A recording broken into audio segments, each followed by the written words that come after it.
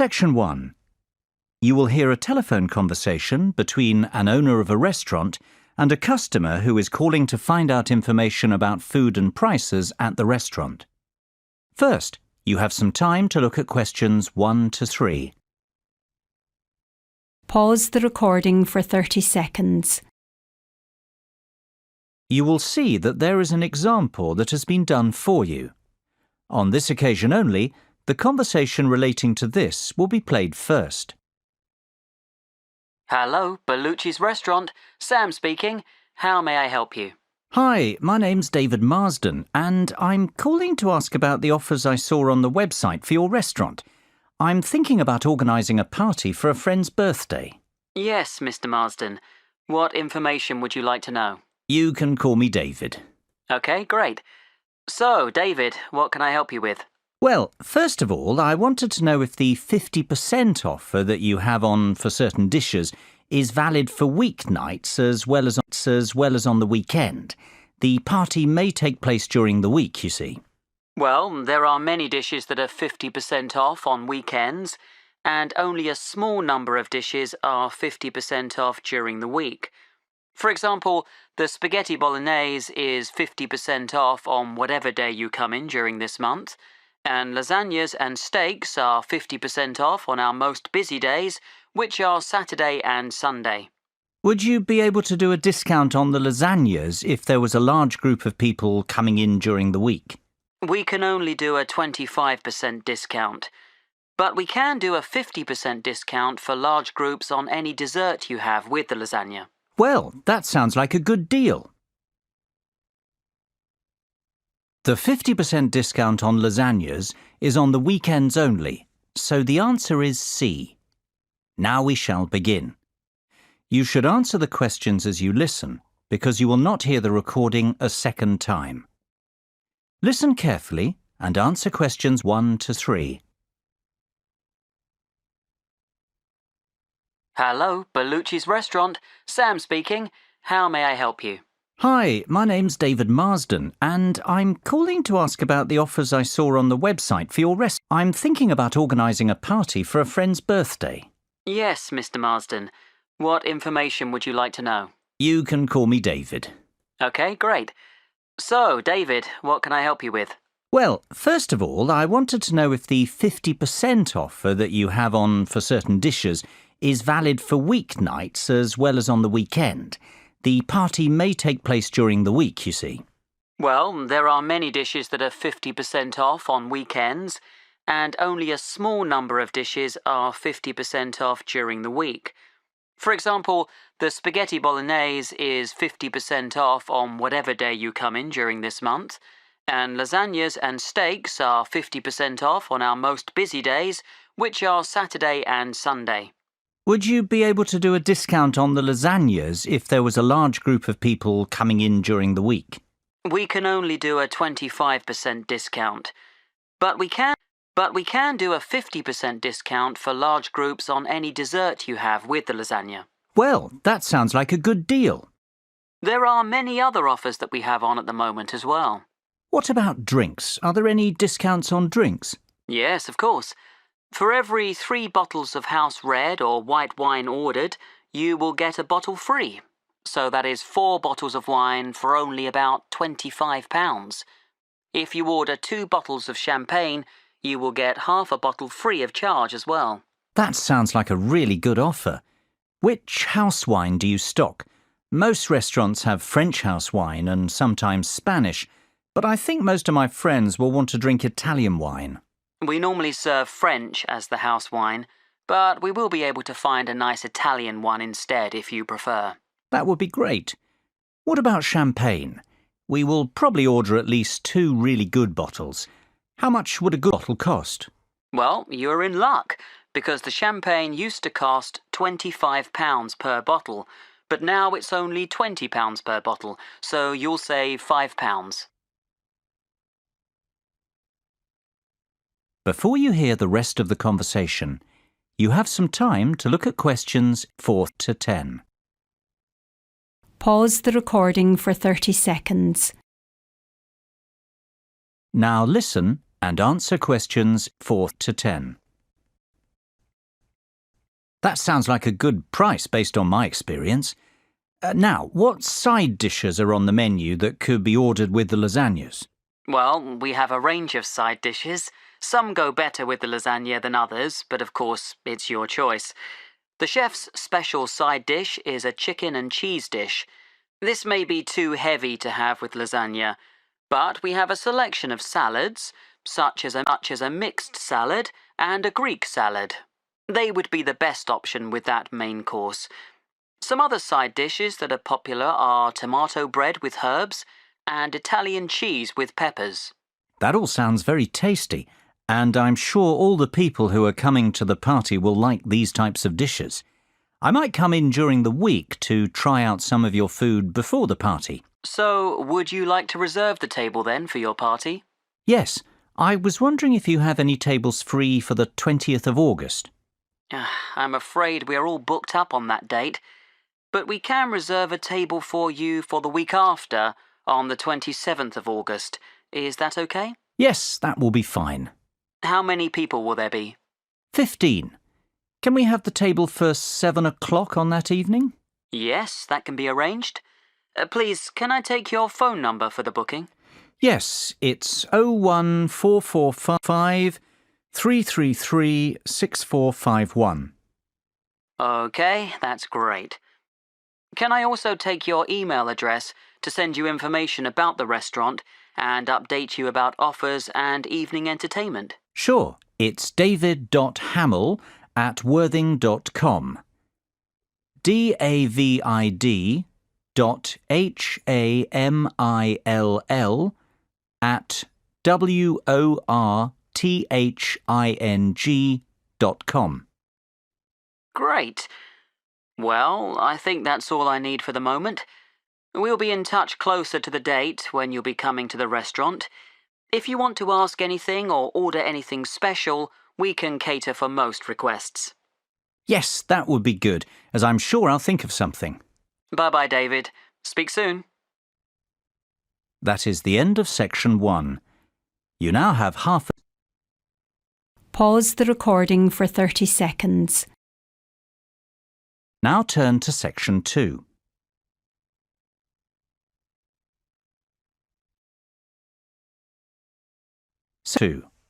You will hear an extract from a talk about the history of tennis. First, you will have time to look at questions 11 and 12. Pause the recording for 30 seconds. Now listen carefully and answer questions 11 and 12. Good afternoon and welcome to the programme.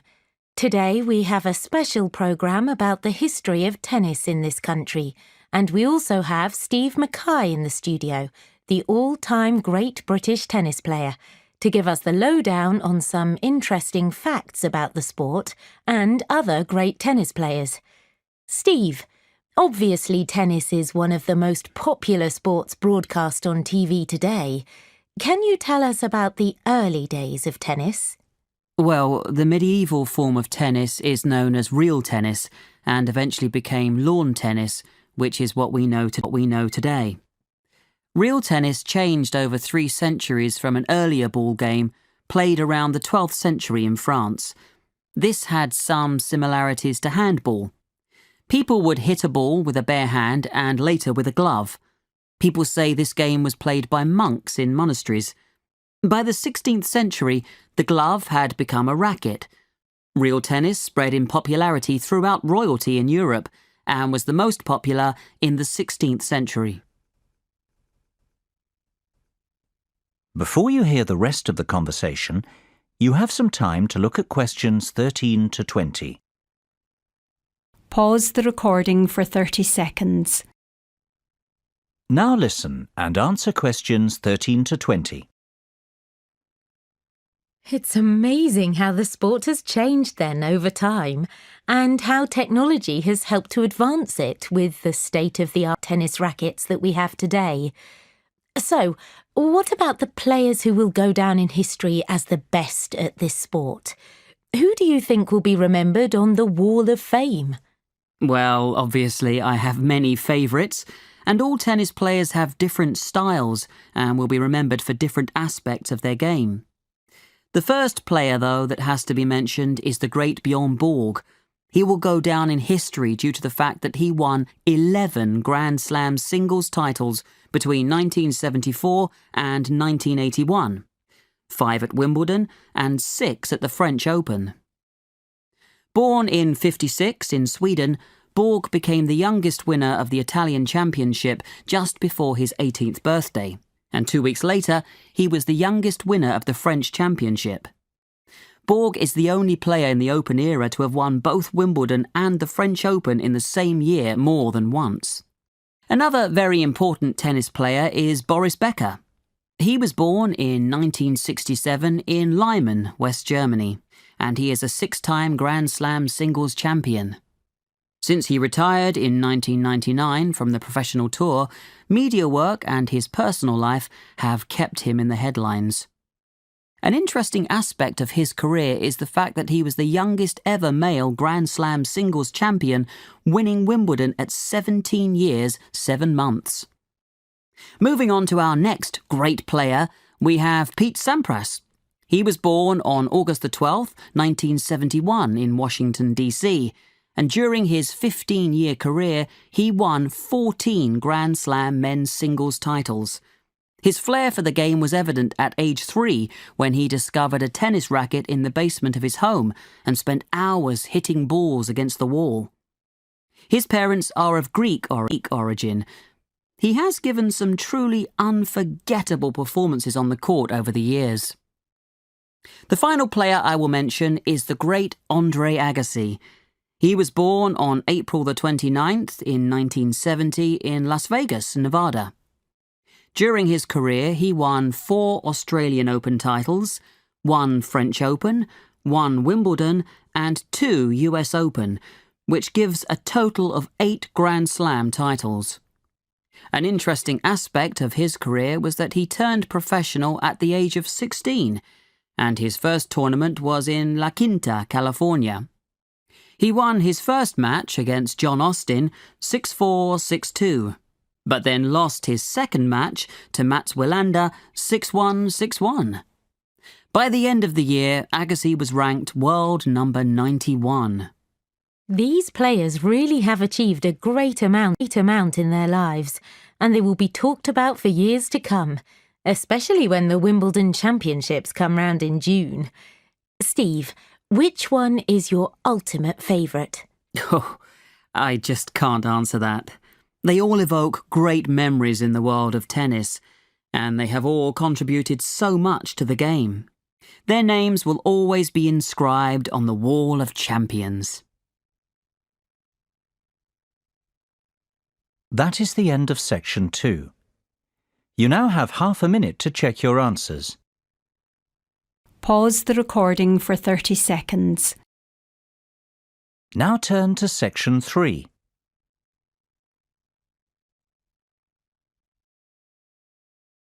Section 3. You will hear 4 students discussing a conference they want to organise at their college. First, you have some time to look at questions 21 to 27. Pause the recording for 30 seconds. Now listen carefully and answer questions 21 to 27. So, Mr. Peters has finally agreed that we can organise this year's college conference. So, we need to really go through all the most important items in order to establish a general schedule for the conference and how we are going to put it all together. Yes, I agree. We can't leave things to the last minute, and there are quite a lot of good speakers who have offered their services for this conference. It's important that things go smoothly. Don't forget that Mr. Peters has been against the idea of this conference for the last 2 years.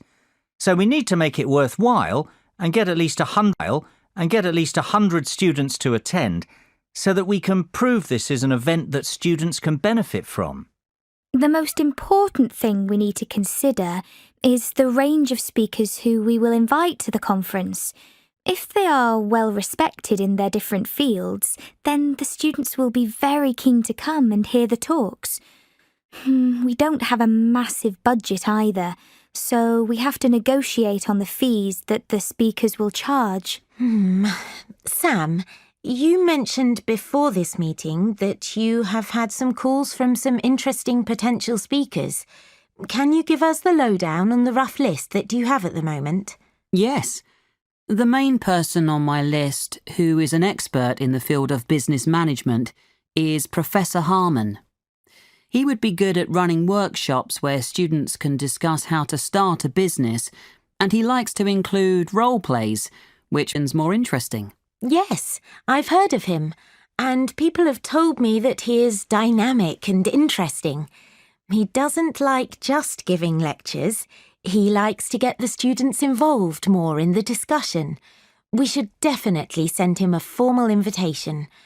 What about another area of study, such as maths? Well, I have done some research on Mr. Steve Bishop. I heard about him because my brother went to see him give a lecture at a university in his area. Apparently, he is well respected among many universities in England for his knowledge in the field of maths. He has even done some research with some famous mathematicians. My sister studies maths at university, and I think he came to her university too to give some extra lectures. He would be a good one to keep on the list. I could send the invitation to him if you want, Sam. That would be great, thanks. We have speakers now to talk about business and mathematics, so it would be a good idea to invite someone who is an expert in an arts subject, like English or drama.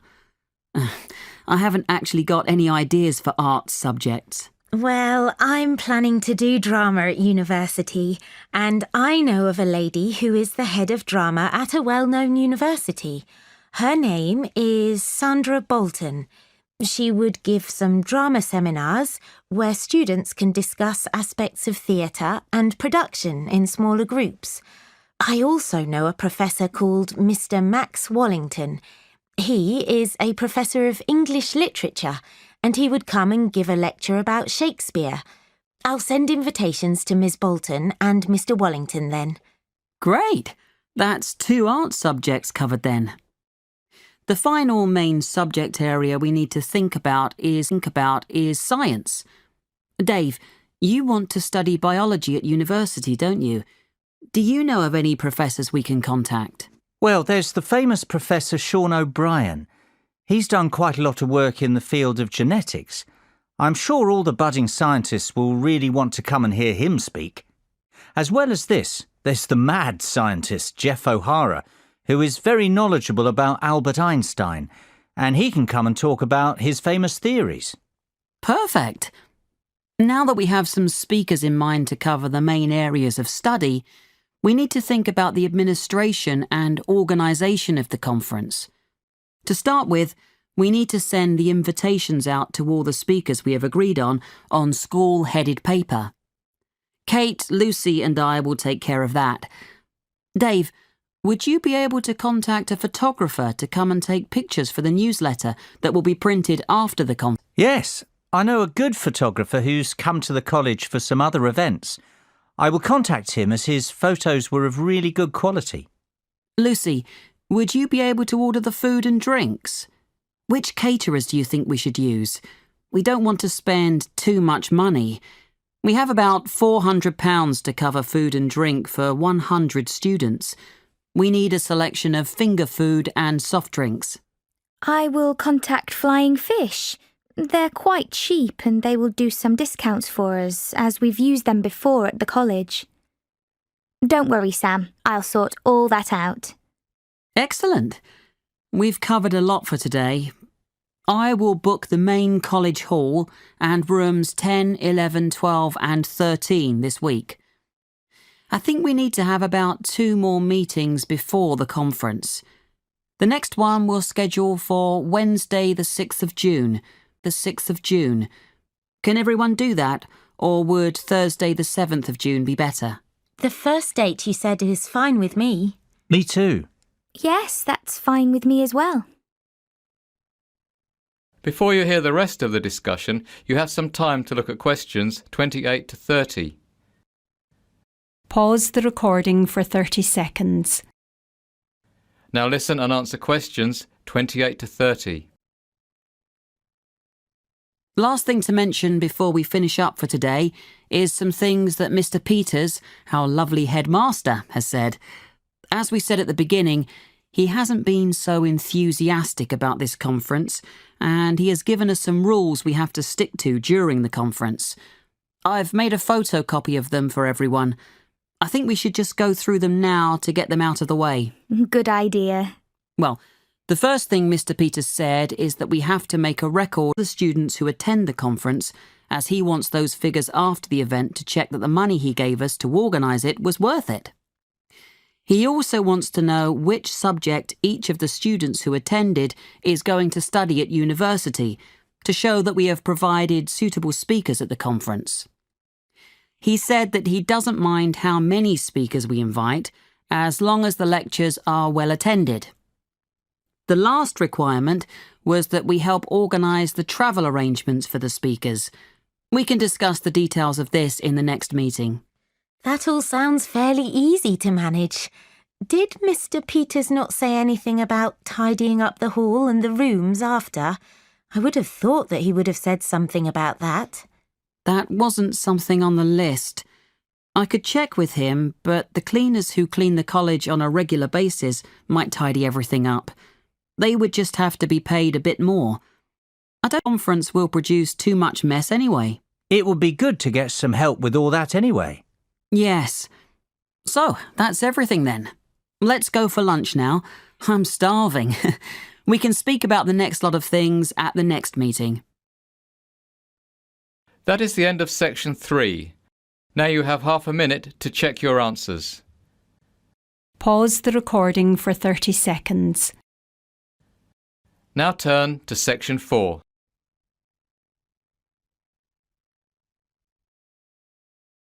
Section 4. You will hear part of a lecture about healthy eating. First, you have some time to look at questions 31 to 40. Pause the recording for 1 minute. Now listen carefully and answer questions 31 to 40. I'd like to introduce our speaker today, who has come all the way from Manchester. Dr. Paul Harold, the head of research in nutrition at Manchester University. He is going to talk to us about ways we can improve our lifestyle and fitness. This will include watching what we eat and being more careful about our calorie intake, as well as taking regular exercise. This is an important current issue, as many people eat too much junk food, and the nation as a whole is fatter than it was 100 years ago. Thank you, James, for your introduction. You are absolutely right. Statistics show that the nation is heavier than it used to be, and this is due to the long hours that we work and the lack of time we have to prepare healthy meals that are low in fat and sugar. There are some simple steps everyone can take to help improve their general health. Maybe lose some weight first. In the long run, it could lower your cholesterol and blood pressure. The first thing to do in order to check that your weight is healthy is to work out your body mass index, or BMI. This is a tool that can help you find out if you are a healthy weight for your height. Obviously, the height of a person will affect what weight they should be. To work out your BMI, you should take your weight in kilograms and divide it by your height in meters. Then you divide the result by your height in meters again. The result you come up with can be checked on a chart to see if your BMI is too high, too low, or about right. Even if your BMI is about where it should be, it is still important to eat a healthy and well-balanced diet. A healthy diet involves consuming appropriate amounts of all the food groups, including an adequate amount of water. Nutrients can be obtained from many different foods, so there are a wide variety of healthy diets. To start with, it is important to eat starchy foods such as bread, cereals, potatoes, rice and pasta, together with fruit and vegetables, and this should provide the bulk of most meals. Some people wrongly think that starchy foods are fattening.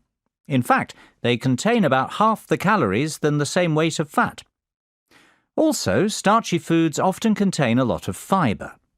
When you eat starchy foods, you get a feeling of fullness, which helps to control appetite. It is also important to eat at least 5 portions, and ideally 7 to 9 portions, of a variety of fruit or vegetables each day. If you eat a lot of fruit and vegetables, then your chance of developing heart disease, a stroke, or bowel cancer are reduced. You also need a certain amount of protein to keep healthy. However, most people eat more protein than is necessary. You should choose poultry such as chicken or lean meat. There is evidence that eating oily fish helps to protect against heart disease. It is probably the omega-3 fatty acids in the fish oil that help to reduce build-up in the arteries. Aim to eat at least 2 portions of fish per week, one of which should be oily. Obviously, what we eat is highly important, but it is also crucial to do regular exercise as it strengthens our heart, tones our muscles, and is also good for the mind. We're increasingly living in a world where physical activity has become a day-to-day part of our lives. We have domestic appliances to wash and dry for us, and cars to get us around, and with the decline in manual labour, many of us spend our working days sitting at desks. Adults should do a minimum of 30 minutes moderate-intensity physical activity 5 days a week. You don't have to do the whole 30 minutes in one go. Your half hour could be made up of 3 10-minute bursts of activity spread through the day if you prefer. The activity can be a lifestyle activity, such as walking to the shops, or taking the dog out, or structured exercise or sport, or a combination of these. But it does need to be of at least moderate intensity. For bone health, activities that produce high physical stresses on the bones are necessary. Well, I hope you've learned some interesting facts from this talk and that it will help you to change your lifestyles for the better. Thank you for your attention. And I believe that James has some handouts to give you on this subject. James. That is the end of section 4. You now have half a minute to check your answers. Pause the recording for 30 seconds. That is the end of the listening test. In the IELTS test, you would now have 10 minutes to transfer your answers to the listening answer sheet.